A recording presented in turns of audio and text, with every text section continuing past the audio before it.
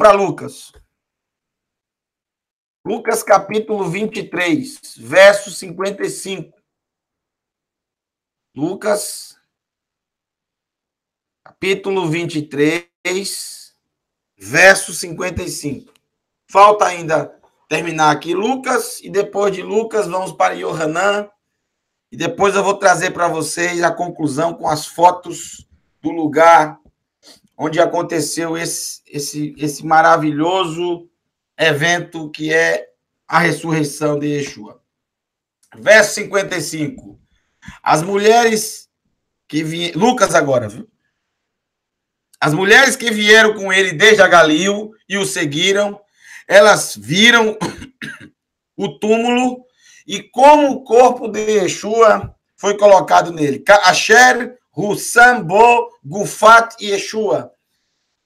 Viram o lugar, Hakever, o túmulo, Asher, Hussam, Bo, Gufat e Yeshua. E como o corpo de Yeshua foi colocado nele. Depois voltaram a fim de preparar especiarias, fragrâncias e ungüentos. E no Shabat, Uba Shabat, Shavitu Ka-mitzvah. E no Shabat, Shavitu, tem a ver com Shabat. Descansaram, Ka-mitzvah, conforme o mandamento. E no Shabat, descansaram conforme o mandamento. Nessa versão de Lucas, do verso 56, afirma que antes do Shabat, elas compraram as especiarias. Mas antes de qual Shabat? Antes do Shabat de Pêssar ou antes do Shabat, o dia da semana? Aqui está falando do dia da semana. Do dia da semana. Porque não daria tempo elas comprarem qualquer coisa, porque primeiro, antes de comprarem, elas viram onde o corpo foi colocado. E o corpo foi colocado bem próximo já ao feriado de Pêssar. Está escrito que nós já lemos, que Yosef Ramataim, já na Erev, já no entardecer, ele foi lá e colocou o corpo. E Yeshua morreu exatamente às 15 horas, a hora nona, às 15 horas. Mas até o momento que ele morreu e que foi lá, Yosef Ramataim pediu o corpo a Pilatos, Pilatos ainda pediu confirmação, e todo aquele processo. Você tem aí um processo aí de quase 2 horas. Até o momento em que o corpo foi colocado, até o momento que trouxe Nakdimon, as especiarias, e colocou, enrolou no lençol e levou o corpo até o lugar, apesar de ser perto. Isso aí tem 2 horas. O texto fala Erev, já na Erev, quando se aproximava, o próprio Lucas diz isso. Então, esse verso 56 não está descrevendo o Shabat, o feriado de Pêssar, já tinha passado. Está descrevendo o Shabat, o dia da semana. E elas, antes do Shabat, compraram as especiarias, fragrâncias e ungüentos e no Shabat descansaram. Não levaram até o túmulo. Compraram antes, guardaram em casa e descansaram no Shabat. Aqui nós temos um relato diferente do relato que acabamos de ver de Marcos, porque Marcos afirma que elas compraram as especiarias, não fala fragrância, não fala unguento. Fala que elas compraram as especiarias quando terminou o Shabat, no início do domingo, que é o sábado à noite. E aí nós temos esse problema. Qual é mais lógico aqui? O relato de Lucas ou o relato de Marcos? O relato de Lucas é bem mais lógico, bem mais lógico. Porque você sair para comprar algo à noite é uma coisa bem estranha. Eu afirmei para vocês. Pode acontecer? Pode. Principalmente se for uma venda familiar, dentro da casa da pessoa e está pertinho de onde você mora. Você vai lá, bate na porta com o seu candeeirozinho, vai incomodar a pessoa? Vai, mas o Shabat acabou. Ela pode vender. Ela não está pedindo nada emprestado, ela vai comprar, ela vai pagar. Não tem problema. Agora, comprar esse tipo de coisa, especiarias, que não é uma só, bessamim, são várias ervas, são várias. Você tem que escolher, você tem que analisar, tem que ver se tá com uma boa qualidade. Fragrâncias e ungüentos, você comprar tudo isso à noite, é uma coisa que não dá para entender. É muito mais lógico que elas fizeram, que é o que todo mundo que guarda o Shabat faz. Você compra as coisas, você vai usar algo, você quer ter algo já antes do Shabat, você se prepara antes, você compra antes do Shabat. O relato de Lucas é muito mais lógico do que o relato de Marcos. Agora, pode ter acontecido alguma coisa em relação a Marcos? Pode. E dá para juntar as duas? Dá. Elas foram, antes do Shabat, compraram especiarias, compraram fragrâncias e compraram ungüentos. Descansaram no Shabat. Quando terminou o Shabat, elas perceberam que faltou uma das ervas, uma das especiarias. Marcos diz que elas compraram apenas especiarias. Não fala que elas compraram fragrâncias e ungüentos. Olha, a gente comprou aqui, faltou comprar tal especiaria, não tinha, ou esquecemos de comprar. E alguma delas pode ter ido no próprio domingo, no próprio início do domingo, que é no Motzei Shabat, na saída do Shabat, foi lá e comprou o que faltou. Pronto. Foi o que Marcos viu, foi o que disseram para Marcos. Lucas não cita isso, porque a maioria das coisas elas compraram antes do Shabat. Então, as duas coisas, as duas histórias podem tanto se encaixar, como também se você quiser escolher uma das duas histórias, escolha de Lucas, que é muito, infinitamente mais plausível. Se quiser colocar as duas, só pode ter sido assim. Elas compraram a parte antes e uma pequena parte depois. Pronto. Voltaram, descansaram conforme o mandamento, não foram ao sepulcro no Shabat, nem no Shabat pela manhã, nem no Shabat à tarde, guardaram o Shabat conforme o mandamento, porque era assim que praticava todos os Talmidim de Yeshua.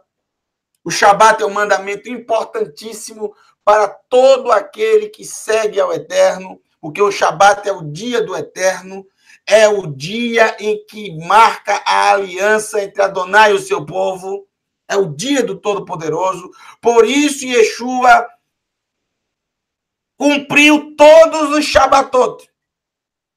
Todos. Na sua morte, ele cumpriu o Shabat de Pessah. Não só na sua morte, como também na sua ressurreição. O segundo Shabat, que é o Shabat, o dia da semana. Não ressuscitou no Shabat, mas após o Shabat. No Motzei Shabat, na saída do Shabat. Isso é maravilhoso. Maravilhoso. Se ele tivesse ressuscitado no Shabat, haveria algum problema? Não haveria problema nenhum. Mas ele quis dar exemplo. Ele poderia fazer isso? Poderia fazer isso. O Eterno ele pode fazer o que ele quiser fazer. Ainda mais ressuscitar o seu ungido. Mas, desde o começo, ele dá exemplo para a humanidade. Porque no começo, ao findado sexto dia, ele descansou. Abençoou o sétimo dia. E o santificou. Pois nele ele descansou de toda a obra que passou naquele momento a produzir por si mesma. Então ele não muda, gente, ele não altera. Não vai chegar num evento como esse e ele vai simplesmente, apesar de ser o principal evento da humanidade até agora, a ressurreição do Mashiach. Ele não vai chegar nesse evento agora, justamente nesse evento, e quebrar o Shabat. Transgredir o Shabat. O Shabat é um mandamento eterno. Os profetas, inclusive o profeta Yeshayahu, Isaías, ele descreve o mundo vindouro, ele consegue ver, ele tem uma visão do mundo vindouro, das famílias reunidas no Shabat para adorarem ao rei, para adorarem ao Todo-Poderoso no Shabat. Yeshayahu, capítulo 66. Quando é descrito os novos céus e a nova terra. 66, se não me engano, verso 20. Se eu não me engano, verso 20. Muito bem. Vamos lá. De repente, Verine, aqui sim é de repente. Verine, de repente, Matsau et Haeven Gelulá. De repente encontraram a pedra rolada. Gelulá. Rolada. Todos utilizam essa expressão. Utilizando termos, flexões diferentes da palavra Gelul, Galul, Galal, Galil. É a mesma palavra, que significa rodar, rolar. Minhakever. De repente, a pedra, elas encontraram a pedra rolada. Mas nem Marcos, nem Lucas diz quem foi que rolou. Somente Matitiarro que fala que foi o anjo. Quando entraram, não encontraram Et Gufat Adon Yeshua, Lo Matsau, o corpo do Senhor Yeshua, Lo Matsau, não encontraram. Et Gufat Adon Yeshua, Lo Matsau, o corpo do Senhor Yeshua não encontraram, não foi encontrado. Estavam confusas sobre este acontecimento, quando, de repente, repentinamente, Verine, é isso mesmo, quando de repente, Shinei Anashim, 2 homens, olha só, 2 homens, Marcos e Matitiarro cita um só.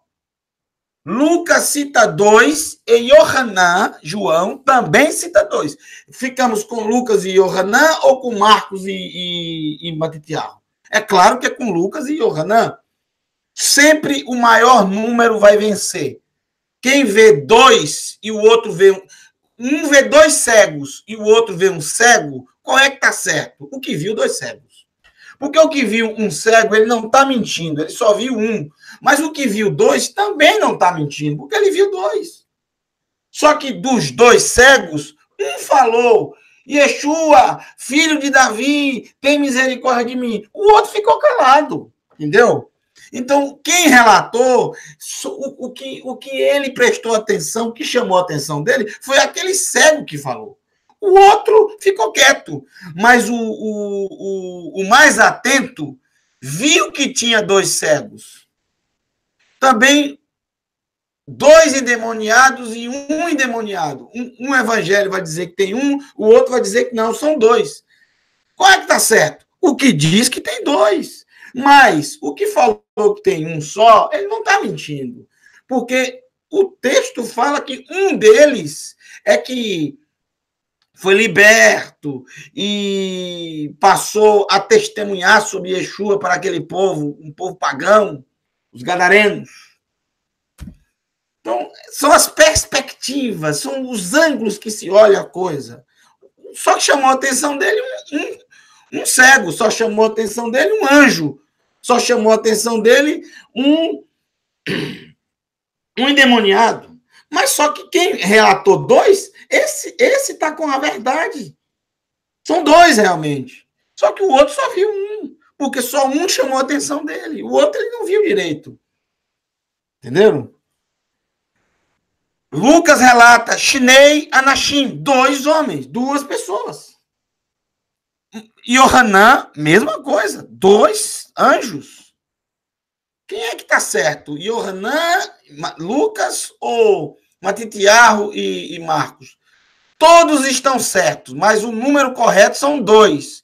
A questão é que Lucas, Mateus e Marcos só chamou a atenção deles um. Porque talvez não foram os dois que falaram com as mulheres, só falou um. Mas Lucas e Yohanan, muito mais atentos aos detalhes, trazem dois. E é muito interessante ter dois, porque sempre o Eterno envia para eventos muito especiais, nunca ele envia um só. Nunca ele envia um só. Porque tem que ser duas ou mais testemunhas. E um evento desse tem que ter testemunha. Baruch Hashem.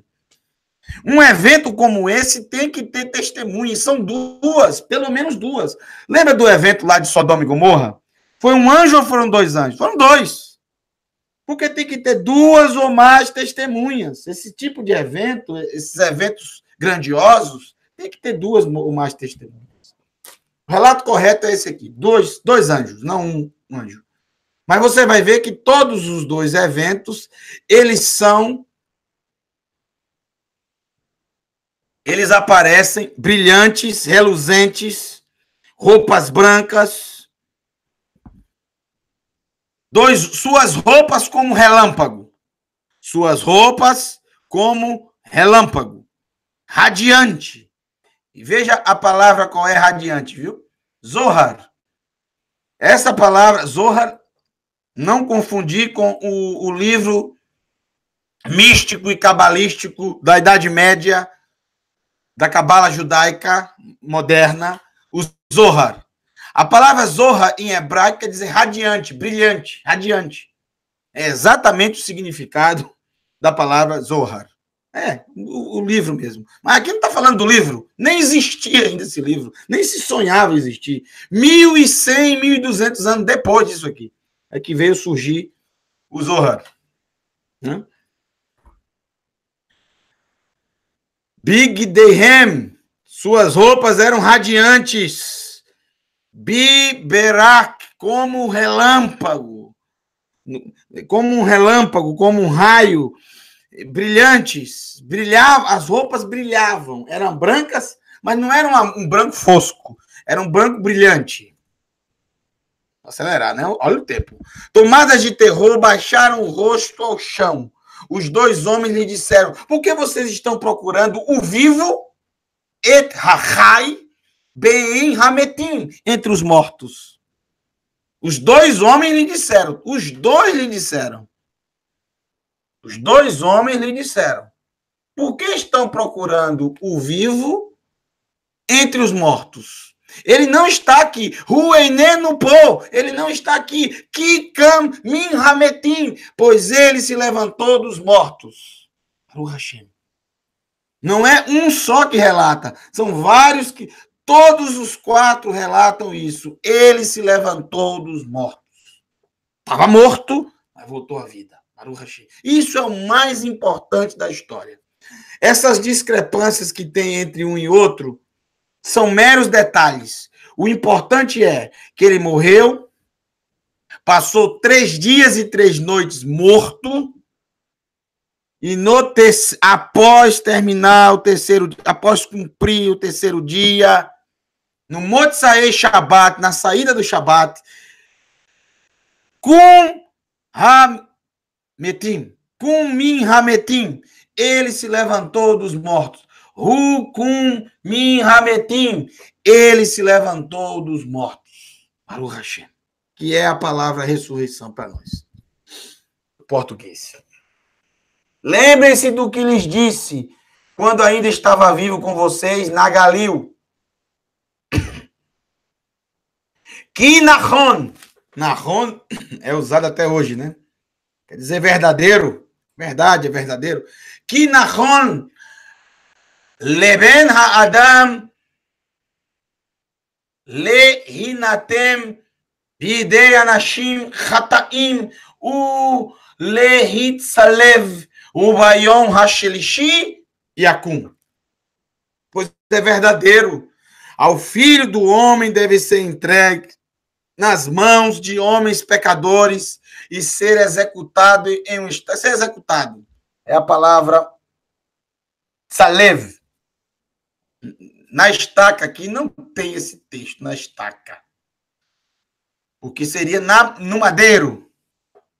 Baetz. Aqui o tradutor colocou aqui. Essa palavra, salev, é executado, foi executado. O Bayom e no dia Hashilishi, no terceiro dia, e Akum se levantará. Para o Hashem. Levantará quer dizer acordará, ou seja, ressuscitará dos mortos. Então era se lembrar das palavras dele. E voltando do sepulcro, contaram todas estas palavras aos 11 e aos demais. As mulheres que contaram essas palavras para os emissários foram Miriam, a Magdalite, Miriam de Magdala. Aqui Lucas traz uma pessoa, uma mulher que ninguém cita. O único que cita é Lucas, o único.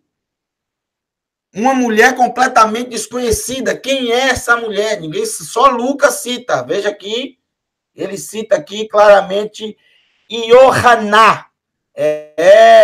Iohaná. Iohaná é a forma feminina do nome Iohanan.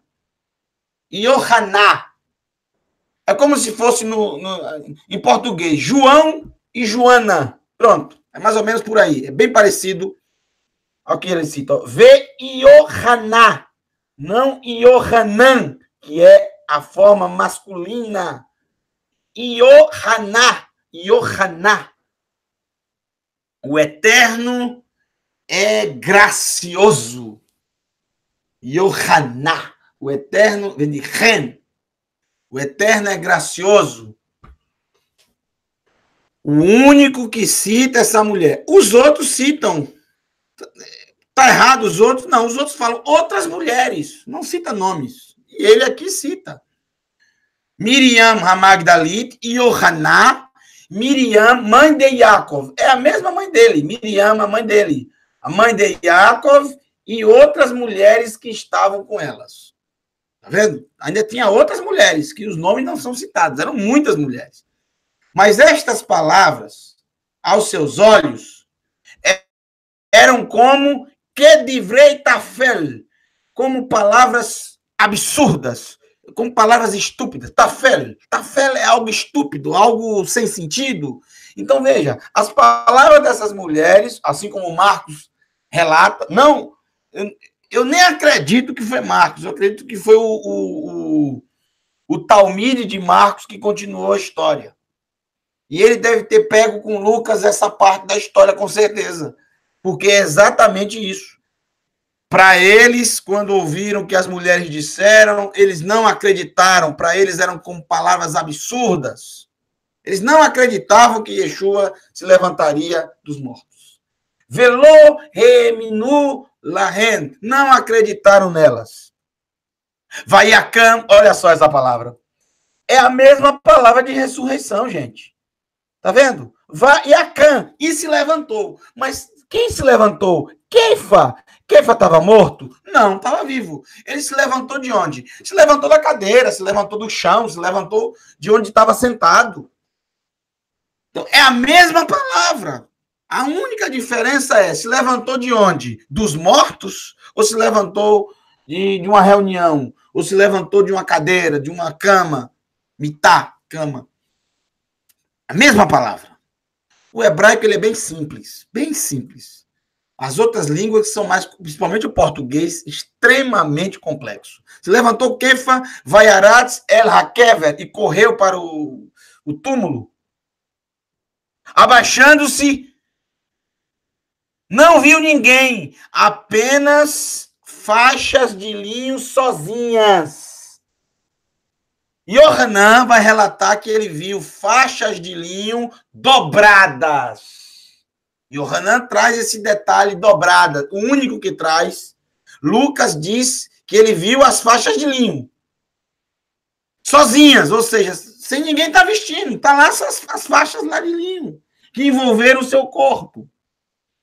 Já Yohanan, ele vai falar da faixa de linho que envolveu o corpo, a mortalha, estava dobrada, bem como o pano que estava sobre a sua cabeça. Ele é o único que cita isso, também dobrado. E o que significa isso? Daqui a pouco a gente fala quando chegar lá em Yohanan. Vamos acelerar aqui, Lucas. Se levantou o quê? Se abaixou. Então, da porta do sepulcro, dá para ver as coisas? Vou mostrar e provar a vocês que o relato é verdadeiro. Da porta do sepulcro, se você se abaixar e olhar, você vê perfeitamente o lado direito, aonde estava o corpo.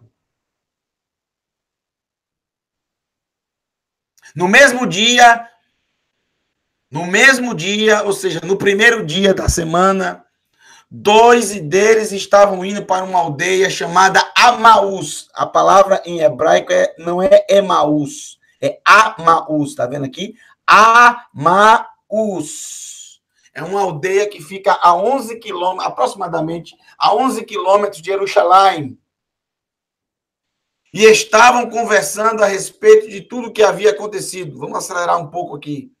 Enquanto perguntavam e investigavam na palavra, se aproximou também Yeshua e caminhava com eles. Eles não reconheceram, pois seus olhos estavam como fechados para verem. Ou seja, eles não conseguiram ver ali Yeshua.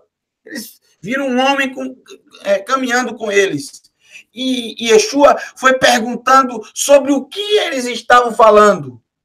E quando Yeshua perguntou, eles ficaram com as faces enfurecidas. Um deles, chamado Cleófas, perguntou-lhe: você é a única pessoa, olha só, perguntando para o próprio Yeshua, você é a única pessoa em Jerusalém que não sabe o que está acontecendo nesses últimos dias? O quê? Yeshua se fazendo de não sabe nada. Porque queria ouvir da boca deles, né? O quê? O quê? Perguntou ele. Eles lhe disseram os fatos relativos a Yeshua, a Natsiri, Yeshua o Nazareno. Ele era um profeta poderoso, muito poderoso. Navi Gibor, um profeta poderoso. Rail, forte. Rail, forte. Ou Rail também significa virtuoso. Eshet Rail, mulher virtuosa. Gibor Rail, poderoso, virtuoso. Lifnei Ha-Elohim, diante de Elohim.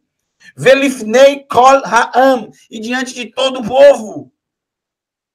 Gam Bemasav, Vegam Divrahav. Tanto em obras, como também em suas palavras. Um poderoso profeta virtuoso diante do Eterno, diante do povo, tanto em obras, como também pelas suas palavras. Nossos principais sacerdotes e nossas autoridades o entregaram para ser condenado e executado. E nós esperávamos que ele fosse o libertador de Israel. Além disso, hoje é o 3º dia desde que tudo isso aconteceu. E hoje de manhã, algumas mulheres nos assustaram. Foram bem cedo ao sepulcro e não acharam o corpo dele. Por isso voltaram, mas elas também relataram uma visão de anjos que lhes dissera que ele está vivo.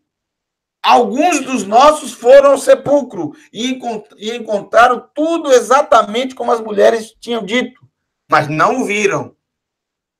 Ele lhes disse: pessoas sem conhecimento e de coração fraco na fé, em tudo o que os profetas falaram. Não é verdadeiro que o Mashiach tinha de morrer antes de entrar na sua glória? Perdão. Então, explicou todos os escritos, começando por Moshe, por todos os profetas, explicou-lhe todas as coisas que falaram sobre ele. Eles se aproximaram da aldeia, Amaús, a qual se dirigiam. Ele fez como que ia mais adiante, como que ia para Galil, mais adiante em seu caminho. Mas eles insistiram muito, dizendo: fique conosco, porque já é quase noite, está escurecendo. Ou seja, estava terminando o domingo. Então, entrou para ficar com eles. ao reclinar à mesa com eles, pegou o pão, ou seja, a matzá. Por que a gente sabe que é matzá? Porque estava no período de matzá. Ninguém fazia outro pão que não fosse matzá. Disse a Abrahá, vai varer, ou seja, abençoou o Eterno. Baruch atah Adonai Eloheinu melech haolam, hamotzi lehem haaretz. Partiu, deu a eles. Então os olhos foram abertos e o reconheceram, mas ele se tornou invisível a eles. Eles não mais o viram. Reconheceu Yeshua quando partiu o pão, porque a forma de recitar a bênção de partir o pão dele era única. Cada um tem uma forma diferente, e ele tinha a forma dele. Foi dessa maneira que eles disseram, não, é Yeshua, com certeza. Só ele faz isso, só ele recita a bênção dessa forma, só ele parte o pão dessa maneira. E eles disseram um ao outro. Nosso coração não queimava enquanto ele nos falou no caminho, explicando para nós as escrituras? Haketuvim, as escrituras, os escritos? Levantaram-se e voltaram para Jerusalém, encontraram os 11 reunidos, dizendo, é verdade, é verdade. Kikam ha'adon, el nahon, é verdadeiro. É verdadeiro, Nirá el Shimon, o que viu Shimon, é verdadeiro. Ele se levantou dos mortos, ele ressuscitou. Então os dois contaram o que tinha acontecido no caminho e como ele fora reconhecido por eles quando partiu o pão, a matzá. Enquanto falavam sobre isso, o próprio Yeshua apareceu entre eles e disse, Shalom Aleichem. Shalom Aleichem. Shalom para todos vocês. Shalom seja com vocês. Shalom Al-Chem. Al-Chem. Shalom Aleichem. Quer dizer, Shalom sobre vocês. E é isso que significa a palavra Aleichem. Sobre vocês. Shalom, plenitude sobre vocês. Assustados e com medo, pensavam ver um fantasma. Mas ele lhes disse, por que vocês estão perturbados? Por que essas dúvidas estão no coração de vocês? Vejam minhas mãos, meus pés. Pois sou eu mesmo. Ele diz, que Anihu, eu mesmo. Sou eu mesmo. Tá vendo minhas mãos? Tá vendo meus pés furados? Baruch Hashem. O mesmo corpo voltou à vida. Um fantasma não tem carne nem osso, como vocês percebem que eu tenho. E Yeshua sempre usou, gosto muito disso, sempre usou, ele não era sisudo, sabe? Ele sempre usava um pouco de irreverência, vamos dizer assim. Ele sempre era engraçado, muitas vezes engraçado. Principalmente quando falava com Kefa, chamava Kefa, cabeça dura. Ele é muito engraçado, gente. Tem um momento no Sermão da Montanha que ele fala para o povo, se vocês amarem somente quem ama vocês, Maitron, ou seja, que extraordinário. Gente, isso é engraçado. É uma forma engraçada de falar. Isso é maravilhoso. A forma como ele ensinava. Né? Ele usa ele usa muitas palavras assim. Em hebraico você percebe isso. Palavras engraçadas para aquele momento. A tensão estava muito grande durante o discurso e de repente ele fala algo engraçado para quebrar um pouco o gelo. Pronto, é isso. Aqui ele diz, um fantasma tem carne e osso? Isso é engraçado, entendeu? Tá vendo? Pega aqui, tá vendo? Olha a minha mão aqui, ó. Tá vendo? Um fantasma tem carne e osso? Um fantasma come? Aí ele vai pedir comida. Tendo isso, mostrou as mãos e os pés. E por que não crerem? E por não crerem ainda, tão cheios estavam de alegria e ao mesmo tempo de espanto. Ele lhes disse: vocês têm alguma coisa para comer? Tá vendo como é engraçado isso? Ah, vocês ainda não estão acreditando? Então traz alguma coisa para eu comer aí. E o que é que eles trazem? Sempre a mesma coisa. O povo só tem pão e peixe. Não tem outra coisa, não. É pão e peixe sempre. Sempre está na história de Yeshua pão e peixe. Sempre, sempre, sempre. E vinho. Pão, peixe, vinho. Pão, peixe, vinho. Era isso que tinha. O que é que vocês têm aí para comer? Adivinha? Pão e peixe. Um pedaço de pão, um pedaço de peixe assado. Um pedaço de peixe assado. Dag tsili esh. Tsili é churrasco, viu, gente? Tsili esh. É churrasco hoje. Churrasco. Um peixe assado na brasa. É isso que é churrasco. Churrasco de peixe. E tomou, me dê, e comeu diante dos olhos deles. Pronto, vocês acreditam agora que eu estou vivo? Que sou eu? Tá vendo? Eu comi.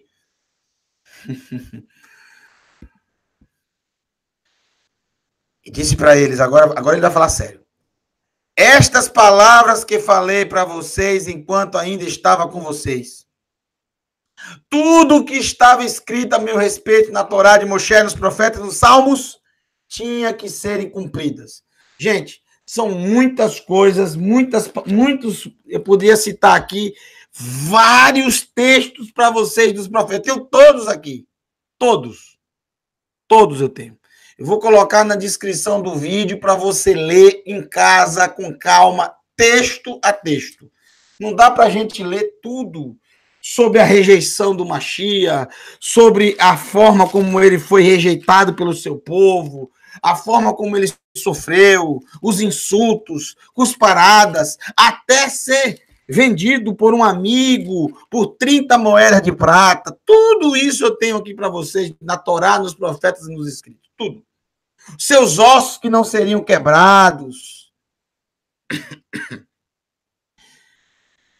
Insultado pelas pessoas, rejeitado, até as cusparadas, a sua veste que foi dividida como num sorteio.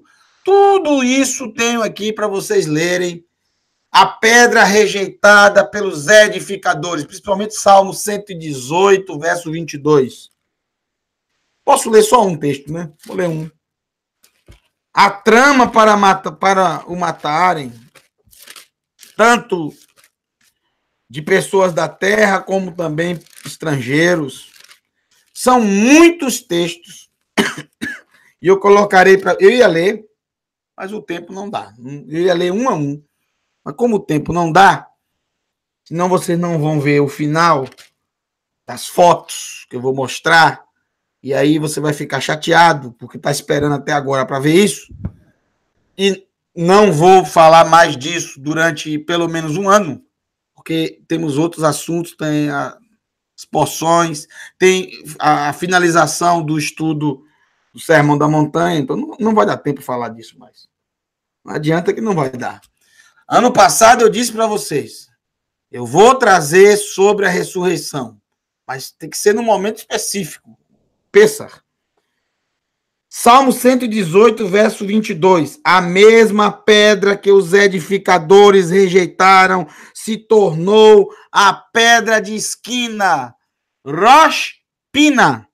A pedra fundamental, a pedra de esquina, a pedra de canto. Isso veio de Adonai e nossos olhos estão maravilhados.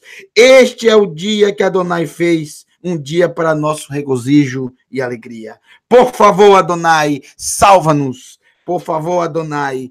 Rosh Aná, Adonai. Osana, não. Rosh Aná, Adonai. Rosh Aná. Por favor, Adonai. Salva-nos, liberta-nos. Baruch haba b'shem Adonai. Bendito, abençoado é aquele que vem em nome de Adonai. Depois eu coloco todos os textos que ele tá, é justamente o que ele está falando aqui.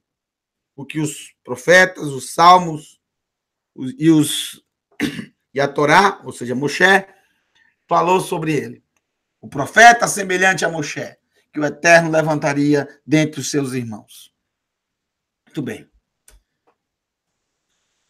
Então lhes abriu o entendimento para que pudessem entender et haketuvim, as escrituras. Vaiomer alehem ken katuv al unot HaMashiach ve'al tekumoto min hametim ba'yom hashlishi.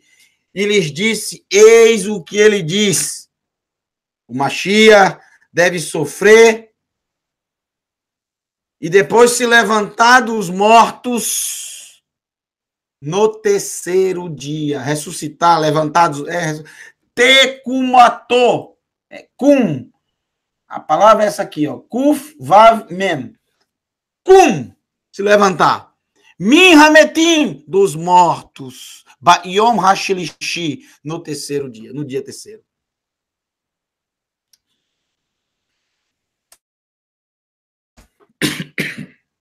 Baruch Hashem. Yohanan, vou ter que ser bem rápido com vocês, porque Yohanan, João, capítulo 20, verso 5, é realmente muitos detalhes. Muitos detalhes. Então, eu não vou ler tudo. Eu vou ler só essa parte inicial e vou passar para vocês, mostrar as fotos por causa do horário, do tempo.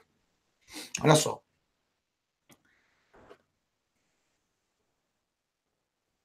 Ele se curvou e viu as faixas de linho ali sozinhas, mas não desceu para dentro. Ou seja, não entrou. Está falando dele mesmo. Yohanan está citando ele próprio, o próprio Yohanan. E também Shimon Kefa, que vinha atrás dele, chegou, desceu para o sepulcro e viu as faixas de linho que ali jaziam sozinhas. Bem como o lenço que estivera sobre a cabeça dele. Al-Roshó, sobre a sua cabeça. O único que fala desse lenço que estava sobre a cabeça dele é Yohanan. Nenhum dos outros fala sobre esse lenço. Só fala das faixas de linho que o envolveram. O único que fala de um lenço sobre a cabeça é Yohanan. Yohanan tem esse detalhe. E olha, ele foi o único também que foi lá e viu dentro do túmulo. Os outros, nenhum estiveram no túmulo. Os outros escritores, os outros 3, ouviram de outras pessoas. E Yohanan foi lá e viu. Foi junto com Shimon Kefa. Nenhum dos outros que cita Shimon Kefa cita também Yohanan. Mas ele próprio foi, né, gente? Ele viu. Shimon Kefa, verso 7. Ele não estava com as faixas de linho, pois estava dobrado. As faixas que o envolveram estava dobrado, separado em outro lugar. Depois o outro Talmide, o Yohanan, que chegou primeiro ao sepulcro, também entrou.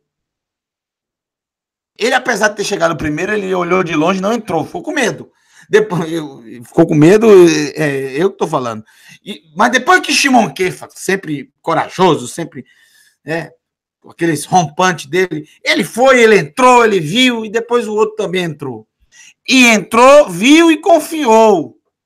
Confiou que ele não estava mais ali, que ele tinha se levantado dos mortos, até o lenço que o envolvia estava ali dobrado. E Yohanan é o único que cita isso. Lucas fala desse lenço, desse lençol que o envolveu, mas não fala que estava dobrado. Ele diz que estava dobrado, pois até esse momento eles não tinham entendido as escrituras, pois é verdadeiro como deveria ele se levantar dos mortos. Isso é verdade, Nahon. É verdade que Nahon lo lakum min hametim. É verdadeiro, ele deveria realmente... Por que todos citam isso? Porque quando o Yeshua ensinava isso, eles achavam que era uma forma metafórica. Era uma metáfora. Eles não tinham ainda entendido que isso aconteceria de fato. Verdadeiramente. O seu corpo se levantaria dos mortos. O que ele estava ensinando é verdadeiro. E agora eles estavam vendo, e era tão claro, que não queriam acreditar. O que significa esse lençol, esse lenço dobrado? Bom, vou falar para vocês. Olha, na cultura antiga, judaica, quando você comia, primeiro eu vou falar sobre comer, depois eu vou falar sobre se hospedar. Quando você comia, depois que você terminava a refeição e com o lenço limpava a sua boca e você dobrava o lenço bonitinho e colocava na mesa, isso significava o seguinte, que você gostou muito da comida, a comida estava muito boa. Os árabes, eles tinham uma outra maneira de dizer que a comida estava boa, arrotando. Então eles tinham que arrotar, até os dias de hoje. Quando arrota, quer dizer, olha, a comida estava uma maravilha, uma delícia. Tinha que arrotar. O judeu, o que ele fazia? Ele pegava o pano, dobrava bonitinho e dizia, olha, a comida estava maravilha. A mesma coisa era em relação a uma hospedagem. Você foi para a casa de alguém, foi bem recebido, gostou demais, e a forma como você falaria isso para a pessoa era simplesmente dobrando o seu lenço, o seu lençol, a coberta, o que você usou para se cobrir. Então você dobrava bonitinho e dizia, olha, fui muito bem recebido aqui. Se me chamarem de novo, eu virei de novo. Então, quando você vê esse relato de Yohanan, ele está querendo passar exatamente essa descrição. Fui bem recebido, amei estar com vocês, amei esse período que estive aqui e quero dizer para vocês que se me chamarem, eu voltarei. Pronto, é isso que significa. É o que Yohanan quer passar com esse lenço dobrado, ele quer dizer isso. Foi dobrado após a ressurreição, porque ele está dizendo, eu vou voltar, fui bem recebido, gostei de estar com vocês, apesar de alguns gatos pingados me odiarem tanto e desejarem a minha morte, mas foi maravilhoso, que de fato, muitos o seguiram, muitos o amaram, e milhões ao longo da história acabaram se voltando para ele. Desde o primeiro século, centenas de milhares, inclusive de sacerdotes, como está descrito no capítulo 5 de Atos, passaram a acreditar em Yeshua como Mashiach. Não só isso, mas o povo, durante os 3 anos e meio, apesar de muitos estarem atrás dele por causa dos sinais, prodígios e maravilhas, mas foram muitos momentos maravilhosos que ele teve com o povo, foram muitos momentos maravilhosos que ele teve com muitas pessoas, de diversos pontos de vista, de diversas formas de acreditar, de diversas formas de ver as coisas, pessoas pobres, pessoas ricas, pessoas doentes, pessoas sadias. Ele teve contato com todos, sem exceção. Ele teve contato com os saduceus, ele teve contato principalmente com os perushim, com os fariseus, ele teve contato com os sacerdotes, ele teve contato com todos, com reis, com governantes, com romanos, até com o próprio Herodes Antipas. Vamos lá.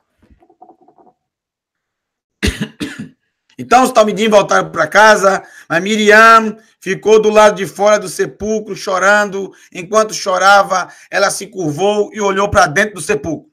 E viu 2 anjos. Relato de Lucas. 2 anjos. Shnei Malachim. 2 anjos. Vestidos de branco, sentado onde estiver o corpo de Yeshua. Um na cabeceira e o outro aos pés. Um estava na frente e o outro estava... Um estava no começo do sepulcro, onde estavam os pés, e o outro estava no final do sepulcro, onde estava a sua cabeça. Por que você está chorando? Eles lhe perguntaram. Levaram meu senhor daqui. Ela lhes disse. E não sei onde colocaram. Quando ela disse isso, se voltou e viu Yeshua ali em pé. Mas não sabia que ele era Yeshua. Esse é o terceiro. 2 anjos e de repente viu mais um. Mas esse terceiro não é citado como um anjo, é um homem. Porque é dito, pensaram se tratar do jardineiro. E aí voltou para o jardineiro, que era Yeshua. E jardineiro é uma das profissões mais antigas que existe no planeta, porque Adam, nosso pai de abençoada memória, ele foi jardineiro. Ele cuidava do jardim. Primeira profissão, ele cuidava do jardim. O Eterno colocou ele para cultivar o jardim, ou seja, ele era jardineiro. E aqui Yeshua é confundido como jardineiro, engraçado, né? Diga-me, por favor, onde o colocou e eu irei e o levarei. E disse Yeshua para ela, vai omer eleia Yeshua, Miriam! Eu tô falando alto assim, não sei se ele falou dessa forma, deve ter sido. Falou de uma forma que ela ouviu a voz dele e se lembrou dele. Vatomer eleia. E disse ela, em ivrit, em hebraico, Rabuni, Rabuni, meu Ramban, ou seja, meu grande mestre. Rav é mestre, Rabi, meu mestre. Rabuni, meu grande mestre. Rabuni, meu grande mestre. Aí Yeshua disse para ela, não me detenha, não me segure. Eu preciso fazer algumas coisas, eu preciso visitar algumas pessoas. Ainda não subi para o meu pai, ou seja, eu ainda tenho coisas para fazer aqui. Em algumas traduções diz, não me toque. O texto não fala nada de não me toque. Como se ele não pudesse ser tocado. É claro que ele podia ser tocado. Ele comeu, como vimos lá no relato de Lucas. Não me segure, ou seja, não me detenha. Maravilha, essa sua alegria, mas eu não posso ficar aqui muito tempo. Eu tenho que ir ali, eu tenho que ir acolá. Tenho pessoas para visitar, tenho coisas para ver. 40 dias ele passou dessa forma. Miriam de Magdala foi aos Talmidim, aos discípulos, com a notícia de que ela viu o Senhor e de que ele lhe dissera isto. E aconteceu no entardecer da noite do Shabat, Ba'erev Bashabat, no entardecer do Shabat. Aqui é meio estranho quando você lê, porque aqui parece que é na véspera do Shabat, mas na verdade ele quer dizer que é na noite do Shabat, ou seja, no Motzai Shabat. No início do domingo, quando os talmidim estavam reunidos com as portas trancadas por medo dos Yehudim, dos judeus. Yeshua entrou, veja, no sábado de noite, já no momento que havia ressuscitado. Isso aqui somente Yohanan relata, os outros não relatam isso. Colocou-se no meio deles e disse para eles, Shalom Aleichem, Shalom Aleichem, Shalom esteja sobre todos vocês. E tendo-os cumprimentado, mostrou as mãos, mostrou o lado furado, os talmidim disseram, ficaram tomados de alegria quando viram o Senhor. E acrescentou Yeshua dizendo para eles, Shalom para vocês, de novo, Shalom Lachem, Shalom para vocês. Como o Pai me enviou, eu também os envio. E depois das palavras, tendo dito isto, soprou sobre eles e disse, tomem, Kehu Lachem, pegue para vocês, et Ruach HaKodesh, o mover do Eterno. Bom, Yohanan, ele vai citar tanta coisa ainda, gente. Ele vai detalhar tudo o que aconteceu, inclusive na Galileia, bem detalhado, e eu gostaria muito de falar para vocês sobre isso, mas eu não vou ter tempo, porque senão eu não consigo mostrar para vocês as fotos. E eu precisaria, para falar do restante de Yohanan, eu precisaria de pelo menos 2 horas para falar dos 153 peixes Então, isso vai ficar para outra peça.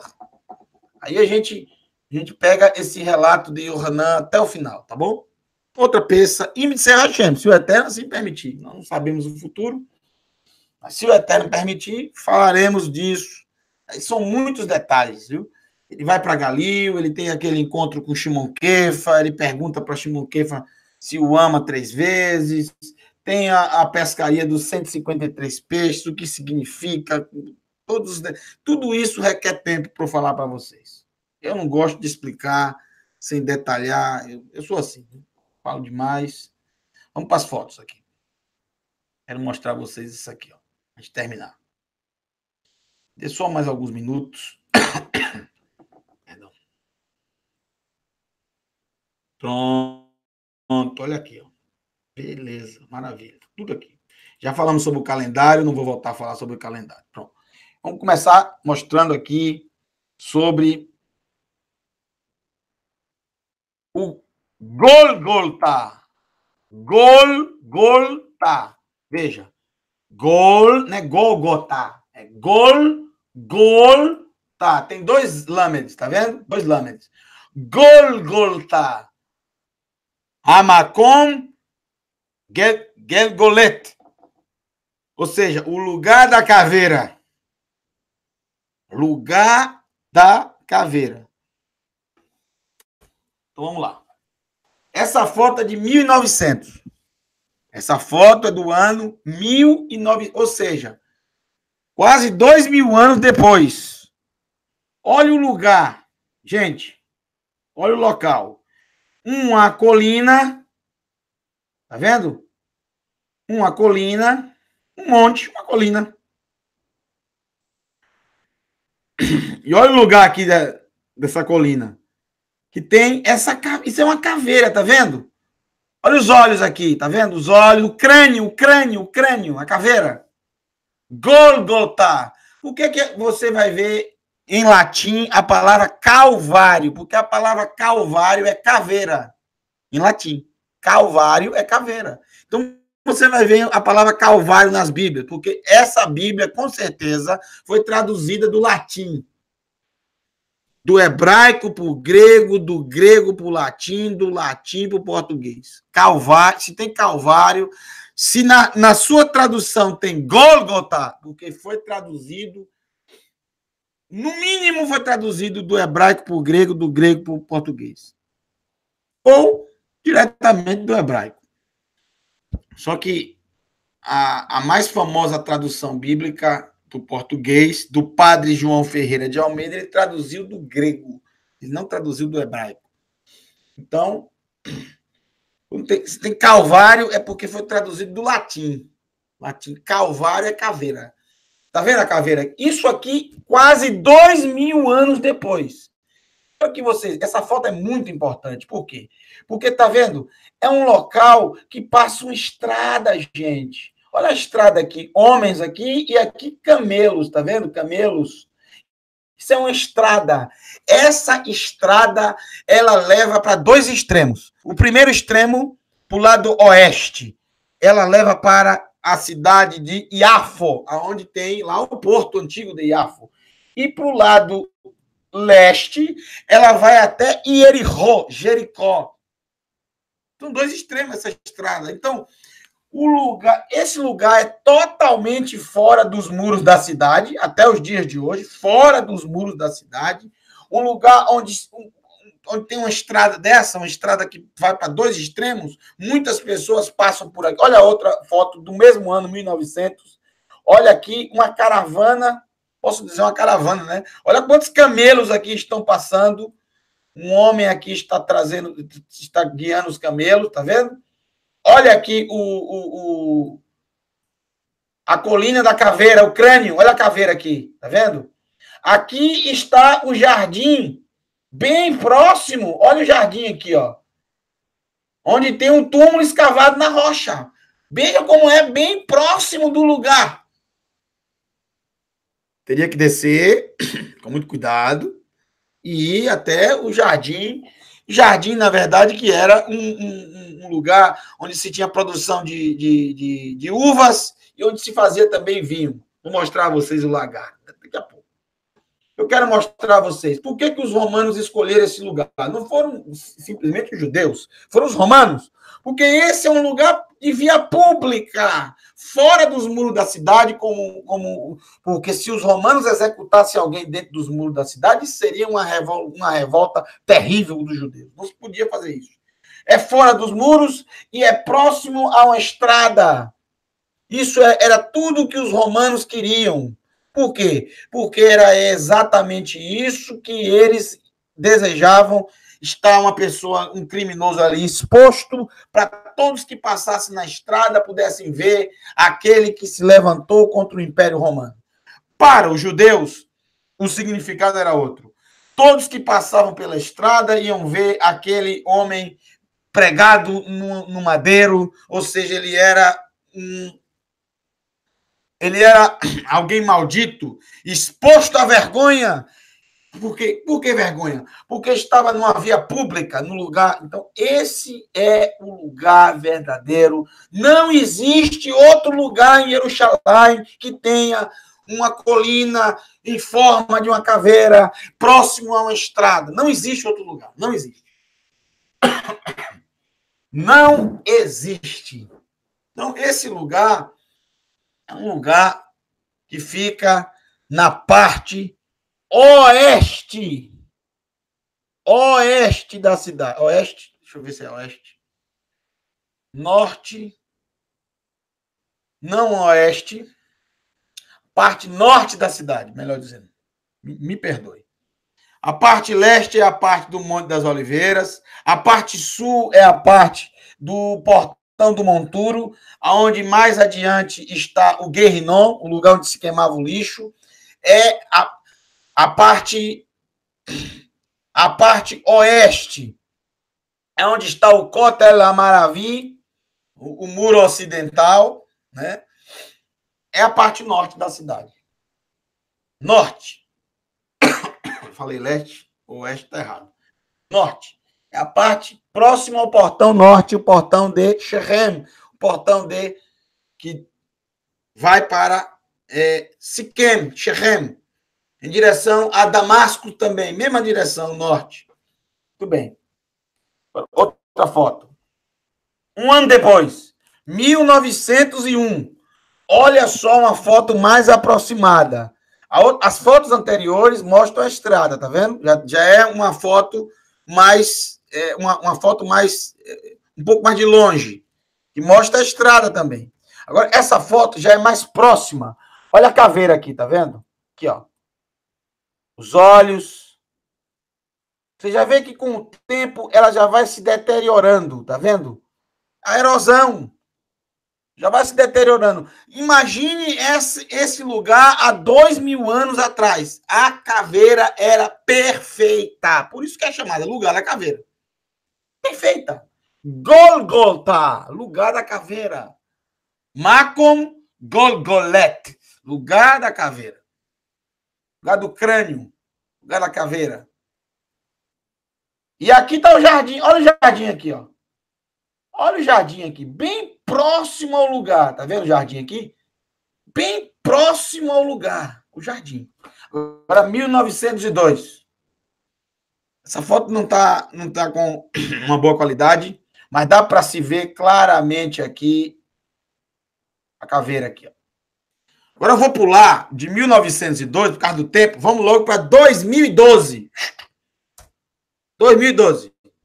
O lugar se tornou uma estação de ônibus.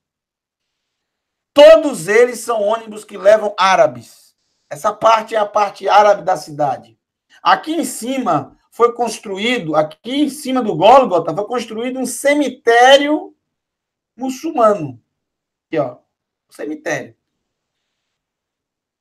O lugar não tem importância alguma nos dias de hoje. Ninguém liga para esse lugar. Só quem sabe da história. Mas dá para se ver claramente ainda em 2012 o lugar da caveira. Olha os olhos aqui, ó. Os olhos. Aqui uma parte, como se fosse uma parte do nariz, tá vendo? E aqui é o crânio. Eu vou apagar para você ver agora melhor. Pronto, olha aí. Em 2012, essa foto fui eu que tirei. As outras eu não tirei porque eu não estava vivo. Mas toda vez que eu vou, eu sempre tiro foto do lugar. Sempre eu gosto de tirar foto para ficar registrado. Vocês vão ver que de 2012 até hoje, praticamente sumiu essa caveira. Ainda bem que nós temos foto. Vou mostrar a foto agora da minha esposa. Olha a minha esposa aí, linda. Em 2013, a primeira vez que ela foi. 2012 foi a primeira vez que eu fui. 2013. Olha ela aqui mostrando a ponta. Ela está dentro do jardim do túmulo. Olha como é perto o jardim do lugar onde aconteceu. Bem perto. Como relata Yohanan. Próximo havia um jardim. Matitiyahu cita, um jardim de um homem rico. Tá vendo a estação de ônibus aqui, ó? Um transbordo. Vários ônibus aqui, tá vendo? Ninguém dá importância a esse lugar. Olha aqui, dá para se ver claramente o crânio. Aqui, ó. Isso 2013. Vamos seguindo rapidamente. 2016. Não dá para mostrar, senão eu mostrar 2014, 2015. Eu vou pular para 2016. Aqui sou eu. Mostrando, também estou no jardim do túmulo, mostrando, apontando para vocês o lugar da caveira. Olha como já estava deteriorado. Veja 2013 e agora veja 2016. O nariz da caveira já está se deteriorando. Os olhos também, já não dá para ver direito. Olha 2012. Olha 2012. 2013. Agora 2016. Olha como já está deteriorando. Agora 2017. Mais deteriorado ainda. Não dá praticamente nem para ver mais a caveira. E agora 2019. Agora que está complicado mesmo. Olha como está complicado. Já não dá mais para ver nada de caveira aí, praticamente. Só quem já viu as fotos, graças ao Eterno, eu pude tirar fotos de 2012 para cá. Olha como já não parece, nem mais parece o lugar. Esse aqui sou eu. E Costa, olhando e dizendo, paz, se eu tivesse vindo aqui pela primeira vez, eu não ia acreditar que era nesse lugar. Se não tivesse fotos anteriores, não dava para acreditar que a erosão, as chuvas, praticamente o lugar já não dá mais para perceber de forma alguma que é uma caveira. Só quem viu essa imagem anteriormente. Então, próximo ao lugar, existe um lugar chamado Gan Hakever, Jardim do Túmulo. Bem próximo ao lugar. Vou mostrar a vocês um mapa do lugar. Olha só, primeira mão para vocês esse mapa. Aqui é Gevat HaGulgolet, a colina da caveira. A colina da caveira está aqui, ó. Aqui, olha só como é perto. Esse lugar aqui foi onde eu tirei a maioria das fotos. Onde aparece a minha esposa e onde aparece eu apontando e onde aparece a foto de 2012. Eu tirei desse lugar aqui, ó. Desse lugar. Esse lugar aqui, ó. Aqui você vê o lugar do Gol. Aqui o Gólgota. Aqui tudo isso é um jardim. Gente, jardim de um homem rico. Preste bem atenção.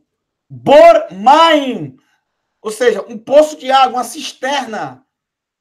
Vou mostrar a vocês a foto dessa cisterna. Que coisa, a maior cisterna de toda Jerusalém. De captação de águas da chuva. Aqui é o túmulo, escavado na rocha. Tá vendo aqui o túmulo? Escavado na rocha. A Kever, o túmulo. A distância daqui para cá não dá 200 metros. Não dá 200 metros. Você vê essa imagem grande que eu ampliei, mas não dá 200 metros. É muito perto, muito perto. E aqui o Gat Yaim, Lagar do Vinho. Olha, vou mostrar a vocês esse lagar. Que coisa industrial. O maior lagar de todo Israel. Porque um homem rico. Vamos lá. Foto atual do jardim. Olha, Ormain, a cisterna. Um dos maiores reservatórios de águas pluviais, ou seja, água da chuva, já encontrados em Jerusalém. Essa cisterna possui uma capacidade para armazenar mais de 900 mil litros de água. 900 mil litros. Olha uma foto aqui. A foto não é tão antiga assim, dos anos 90. Olha a escada que colocaram aqui para descer para esse poço. Olha só. Você vê aqui 1, 2, 3, 4 pessoas nessa escada e ainda tem espaço para mais gente aqui. 900 mil litros de água. Olha que absurdo que tinha de água durante o primeiro século. Que coisa incrível. Em sua forma atual, a datação foi do tempo das Cruzadas, 1100, por aí. Mas, com certeza, esse mesmo poço foi utilizado durante o primeiro século. Não há dúvida que o lugar, porque há evidências de um pomar tal qual de uma vinha nos tempos de Yeshua. Olha esse lagar aqui, gente. Olha o lagar de vinho. Esse lagar foi descoberto. Olha o tamanho desse lagar. Eu já vi muitos lagares em Israel, mas pequeno, que dava para uma pessoa apenas pisar as uvas. Olha o tamanho desse lagar, pessoal. É o maior lagar já encontrado em todo Israel. Isso foi achado em 1924, quando escavou o lugar, achou-se o lagar.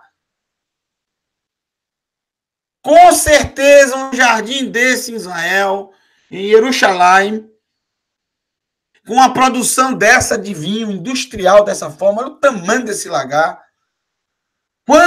Quantos quilos de uva não poderiam ser colocados aqui para serem pisados? E olha o lugar onde se armazenava o vinho, olha o tamanho do lugar.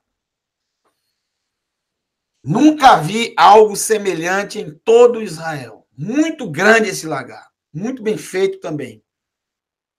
Bem próximo ao lugar onde foi escavado numa rocha para ser o túmulo.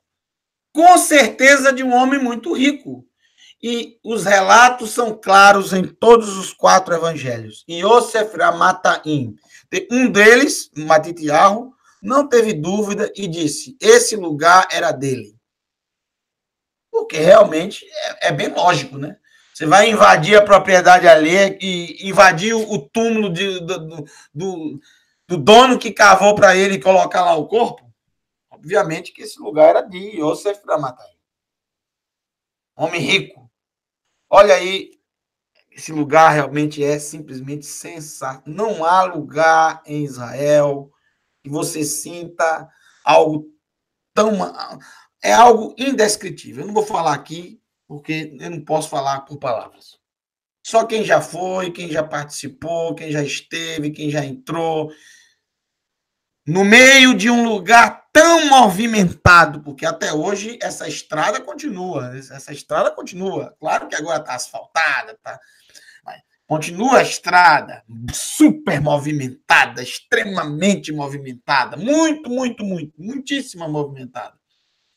Com comércio e mais comércio ao redor.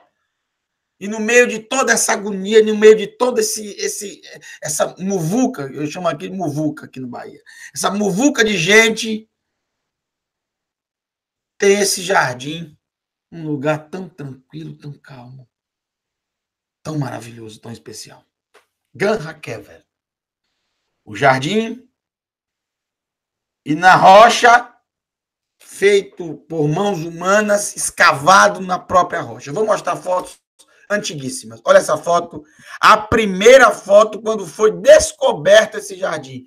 1885. 1885. Aqui está escrito o jardim, o túmulo do jardim, quando foi primeiramente descoberto. Primeira foto do lugar.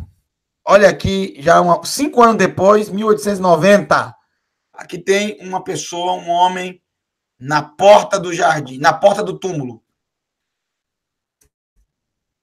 Agora, uma foto, 1890, 10 anos depois, 1900. Olha o jardim do túmulo aqui, ó. O túmulo que está no jardim. Que é a porta escavada numa rocha, tá vendo a rocha aqui? É, a rocha foi escavado. Aqui tem justamente o lugar onde se colocava a rocha, uma grande pedra redonda que tapava a boca do túmulo. Aqui o lugar da pedra ser rolada. Até hoje está lá o lugar. 1911, dentro do túmulo. 1911, dentro do túmulo. Olha o lugar aqui que foi escavado para se colocar o corpo. Foi escavado. Agora eu vou colocar uma foto para você entender melhor, que essa foto não está muito boa. Uma foto de 2017. Olha só, uma foto de 2017. O lugar que foi escavado para se colocar o corpo. Esse é o lado direito do túmulo. Agora uma foto de 1912, 2 pessoas, possivelmente mulheres, parecem mulheres. Mulheres no lugar onde foi colocado o corpo. 1912. Agora 2017 de novo. Aqui está meu sobrinho aqui, ó. Felipe Mordecai. Beijo para você, para sua mãe, para minha irmã Márcia. Olha o lado direito, como é descrito nos próprios evangelhos, que é onde foi colocado o corpo. Lado direito. Aqui foi colocado uma grade, obviamente, para as pessoas não estarem entrando, né? Mas você vê essa pedra aqui dividindo o lugar. Veja que o lugar dá para se entrar mais de uma pessoa, como é relatado também nos evangelhos. Porque aqui é uma câmara para se chorar, para se lamentar o morto, e para poder entrar e fazer todos os trâmites para se colocar as especiarias, como as mulheres foram fazer. Um túmulo de um homem rico mesmo. Bem feito, bem bolado esse túmulo, escavado na rocha. Bem bolado, bem feito. Só um homem rico para fazer uma coisa assim. Se você vê os túmulos antigos, gente, não dá para se transitar. Para você entrar, você tem que ir se arrastando dentro. Não tem espaço. Olha o espaço que tem esse túmulo. Olha essa foto de 1943, durante a festa de Pêssar. 1960, também durante a festa de Pêssar. Olha aqui, de frente para o túmulo. 1970, que também você vê um lugar onde a pedra, tá vendo? Era rolada. Ano 2000, à noite. Olha o túmulo no ano 2000, à noite. 2010. Olha o lugar aqui onde a pedra ficava. Tá vendo aqui, ó? Esse lugar aqui. Construíram isso aqui desde a época, há 2.000 anos atrás, para justamente rolar a pedra. Esse é como se fosse o trilho da pedra. Impressionante. Bem feito, muito bem feito. Aqui você tem uma pedra. É a mesma pedra, gente? Claro que não, né? Essa pedra aqui é até pequena. Mas só para você ter uma ideia, olha a pedra. Muitas pedras dessa você vai ver em Israel. Muitas pedras dessa. Redondas. Super pesadas. Justamente redondas para facilitar o manuseio delas. Você vai rolando a pedra. Então, esse trilho construído aqui foi justamente para a pedra ficar e poder rolar e fechar ou abrir a boca do túmulo. Uma foto panorâmica para vocês. do lugar onde está o túmulo. Olha esse lugar durante a neve. Quem não sabe, durante o mês de dezembro, início de janeiro, cai neve, neva em Jerusalém, neva mesmo, tá? Então, o relato que querem colocar na cabeça de muitos que Yeshua nasceu em 25 de dezembro é uma grande mentira, obviamente. Não tinha como ter pastores, ovelhas, nada disso. Neva mesmo. Olha aqui, coberto de neve o lugar. Esse é quem vos fala. Na porta do túmulo. Meu pé está aqui no lugar onde a pedra ficava. Tá vendo? Foi construído. Esses tijolos aqui foram colocados porque houve um grande terremoto, possivelmente no quarto século, e para o lugar não vir abaixo, colocaram tijolos aqui, tá vendo? Ainda bem, né? Que ficou aí mantido até os dias de hoje.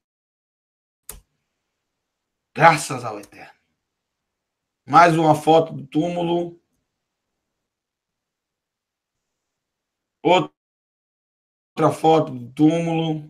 Pessoas entrando para ver. Esse ano, eu mesmo tirei essa foto. Pessoas entrando para verificar e constatar que o corpo não está mais lá. Porque no terceiro dia, ele, com Minhametim, se levantou dos mortos. Baruch Hashem. Se levantou dos mortos. E vive para todo sempre. Olha, esse ano, eu coloquei essa foto. Manda um beijo para você. William. Ele foi comigo pela primeira vez. Conheci ele justamente na viagem que eu conduzi. Esse jovem. Gostei muito de lhe conhecer, viu, William? E aí ele ouviu a minha explicação e está dando a explicação dele, falando. E eu gosto dessa foto porque dá para você ver claramente aqui o trilho aonde ficava. Olha aqui, ó. Você tem essa parte daqui, aí o corpo dele aqui atrapalha e vai até aqui o trilho onde a pedra rolava justamente para tapar a entrada do túmulo. Muito bem. Aqui é meu sobrinho. 2017. Aqui dá para se ver claramente o lugar. Olha a espessura dessa pedra, gente. Olha a espessura da pedra. Tá vendo? Dá para se ver aqui claramente o lugar onde se ficava. E dá para ver também o relato do Evangelho, que chegou o discípulo aqui, Yohanan, se abaixou e olhou para dentro. Dá para ver claramente lá dentro. E ele viu lá os lenços.